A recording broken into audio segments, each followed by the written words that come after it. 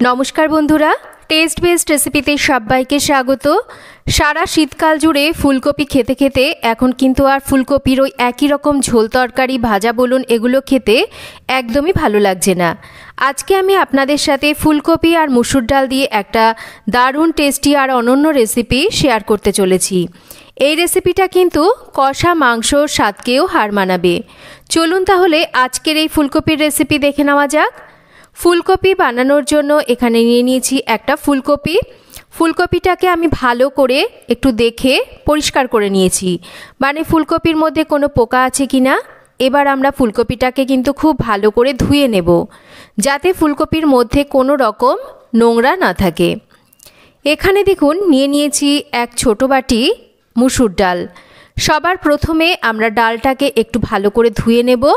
এই মুসুরির ডালের মধ্যে দেখবেন বেশ সাদা পাউডার থাকে, তাই ডালটাকে আমাদের একটু ভালো করে 1 থেকে 2 বার ধুয়ে নিতে হবে।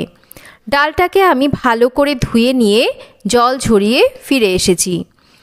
দেখুন ডাল ধোয়া হয়ে গেছে। এবার এই ধুয়ে নেওয়া ডালের মধ্যে দিয়ে দিচ্ছি জল, আর এই ডালটাকে আমরা ঘন্টাখানেক মতন ভিজিয়ে রাখবো। ডালটা ওদিকে ভিজতে থাক, ততক্ষণ একটা পাত্রে আমি নিয়ে নিচ্ছি বেশ খানিকটা জল। জলের পরিমাণটা বেশি নিতে হবে। জলের মধ্যে কিছুটা লবণ দিয়ে আমরা একটা ঢাকা দিয়ে জলটাকে ফুটতে দেব।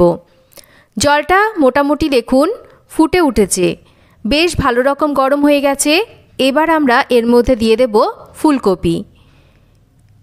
ফুলকপিটাকে গরম জলের মধ্যে দিয়ে একটা ঢাকা দিয়ে দেব। তবে ঢাকাটাকে কিন্তু পুরোপুরি এই রকম করে দেব না, ঢাকাটাকে একটু ফাঁকা এই রকম করে দেব। পুরো যদি আমরা এটাকে চাপা ঢাকা দিয়ে দিই, তাহলে যখন জলটা টকবক করে ফুটবে, জলটা কিন্তু আমাদের পাত্র থেকে উপচে পড়বে। আর যদি একটু এইরকম ফাঁকা করে দিই, তাহলে কিন্তু জলটা আর উপচে পড়বে না। আমি 7-8 মিনিট ফুলকপিটাকে কিন্তু সেদ্ধ করে নিয়েছি। দেখুন ফুলকপির রঙটা কিন্তু বদলে গেছে, ফুলকপিটা সুন্দরভাবে সেদ্ধ হয়ে গেছে। একটা এরকম ঝাঁঝরি হাতা দিয়ে সাবধানে ফুলকপিটাকে গরম জল থেকে তুলে নেব। খুব ভালো করে ফুলকপি থেকে জল ঝরিয়ে নেব। আপনারা চাইলে কাজটা একটা ঝুড়ির মধ্যে রেখেও কিন্তু করতে পারেন। ফুলকপি থেকে বেশ ভালো করে জলটাকে আমি ঝরিয়ে নিয়েছি, কিন্তু ফুলকপি কিন্তু এখনও বেশ গরম আছে। একটু সাবধানে আমরা ফুলকপিটাকে একটা পাত্রের মধ্যে রাখছি। আর এবার ফুলকপিটাকে আমরা একটু মাঝখান থেকে কেটে দুভাগ করে নেব।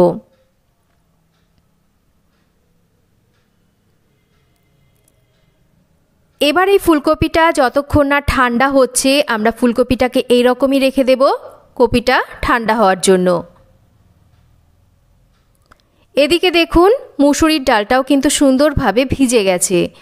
একটু চাপ দিলেই ডালটা কিন্তু ভেঙে যাচ্ছে। এই ভিজিয়ে নেওয়া ডাল থেকে আমরা খুব ভালো করে ডালের জলটাকে ঝরিয়ে নেব।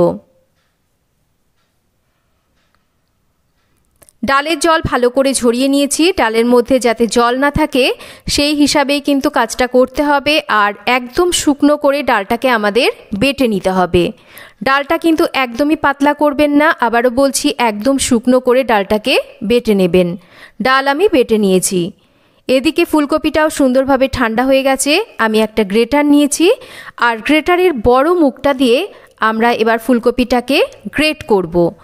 একদম ছোট মুখটা দিয়ে কিন্তু নয়, একটু বড় মুখটা দিয়ে গ্রেট করব, যাতে ফুলকপিটা এক সুন্দরভাবে এই রকম ঝুরঝুরে করে গ্রেট হয়। দেখুন দেখিয়ে দিচ্ছি, ঠিক এই রকম ঝুরঝুরে করেই কিন্তু ফুলকপিটাকে আমাদের গ্রেট করতে হবে।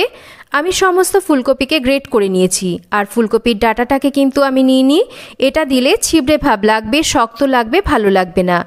এবার এর মধ্যে আমরা দিয়ে দিচ্ছি কিছুটা পেঁয়াজ কুচি, কাঁচা লঙ্কা কুচি, তার সাথেই দেব ধনে পাতা কুচি, দেব ভাজা মশলার গুঁড়ো। এখানে জিরে ধনে আমি ভাজা গুঁড়ো দিয়েছি। দিচ্ছি হলুদ, ঝালের জন্য লঙ্কার গুঁড়ো, স্বাদ মতন মিষ্টি, স্বাদ মতন লবণ দেব।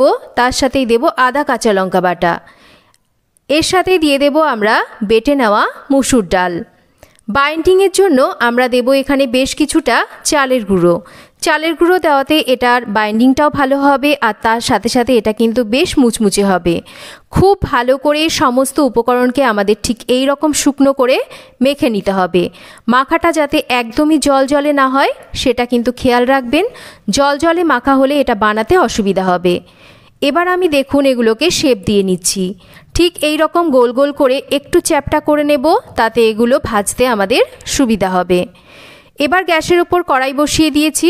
পরিমাণ মতন তেল আমাদের দিয়ে খুব ভালো করে তেলটাকে গরম করে নিতে হবে। তেল ভালো করে গরম হলে এবার আমরা একে একে এগুলোকে একটু ফাঁকা ফাঁকা করে ছেড়ে দেব। খুব গায়ে গায়ে দিলে কিন্তু এগুলো ভেঙে যাবে, ভাজতে অসুবিধা হবে। তাই একটু ফাঁকা ফাঁকা করে এগুলোকে দিয়ে আমরা এগুলোকে মাঝারি আঁচে রেখে এপিট ওপিট সাবধানে উল্টে নিয়ে ভেজে নেব। বেশ মুচমুচে কিন্তু এগুলো হয় খেতে। আপনারা চাইলে এগুলোকে কিন্তু চা কফির সাথেও খেতে পারেন বা সন্ধ্যাবেলা মুড়ির সাথে ভেজেও কিন্তু শুধু মুখে খেতে পারেন। আমি সমস্তগুলোকে ঠিক একইভাবে ভেজে তুলে নিচ্ছি। সমস্তগুলোকে ভেজে নেওয়ার পর এবার আমরা গ্রেভি তৈরি করব। তার জন্য শুকনো লঙ্কা, গোটা গরম মশলা ফোড়নে দেব। ফোড়নটা হয়ে গেলে কিছুটা পেঁয়াজ কুচি, লঙ্কা কুচি দিয়ে পেঁয়াজ আর লঙ্কাটাকে একটু নরম করে ভেজে নেব। পেঁয়াজ লঙ্কা হালকা নরম করে ভেজে নিয়েছি। এবার আমরা এর মধ্যে দিয়ে দেব একটা কেটে নেওয়া টমেটো, তার সাথে এর মধ্যে দিয়ে দেব আদা কাঁচা লঙ্কা বাটা। খুব ভালো করে টমেটোটা নরম হয়ে আসা অবধি আর আদা কাঁচা লঙ্কার কাঁচা গন্ধ চলে যাওয়া অবধি কষিয়ে নেব। দিয়ে দেব কিছুটা জল, সামান্য করেই জল দেব। সমস্ত গুঁড়ো মশলা দিয়ে দেব। ঝালের জন্য লঙ্কার গুঁড়ো, তার সাথে জিরের গুঁড়ো, ধনের গুঁড়ো দিয়ে দেব। এখানে পরিমাণ মতন হলুদ, স্বাদ মতন লবণ আর একই সাথে স্বাদ মতন মিষ্টি। খুব ভালো করে আমাদের মশলাটাকে কষাতে হবে। মশলা কষাতে কষাতে মশলার তেলটাও ছেড়ে যাবে আর মশলার রঙটা এরকম বদলে যাবে। মশলা কিন্তু খুব ভালো করে আমি কষিয়ে নিয়েছি। এবার এর মধ্যে দিয়ে দেব আমি কিছুটা জল। আমি এখানে গরম জলের ব্যবহার করছি, তাতে করে রান্নাটা তাড়াতাড়ি হবে। জলটা দিয়ে ভালো করে মিশিয়ে নিচ্ছি। আর যেহেতু আমি এখানে গরম জলের ব্যবহার করেছি তাই আমি একই সাথে কিন্তু বানিয়ে নেওয়া কোপ্তা বা বড়া যাই বলুন না কেন সেগুলোকে এখানে দিয়ে দিচ্ছি।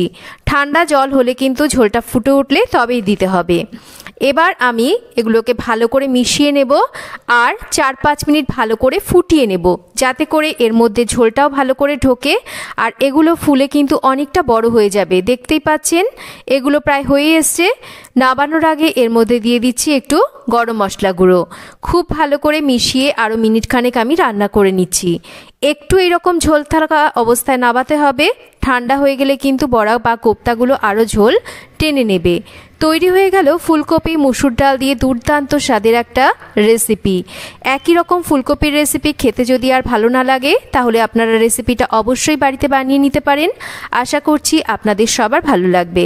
রেসিপি কেমন লাগলো একটা কমেন্ট করে জানাবেন। ভালো লাগলে একটা লাইক করবেন, রেসিপিটা শেয়ার করবেন আর যদি চ্যানেল সাবস্ক্রাইব করা না থাকে তাহলে চ্যানেলটাকে সাবস্ক্রাইব করবেন। সবাই ভালো থাকবেন। আবার ফিরে আসব নতুন কোনো রেসিপি নিয়ে। এতক্ষণ আমার সাথে থাকার জন্য অসংখ্য ধন্যবাদ।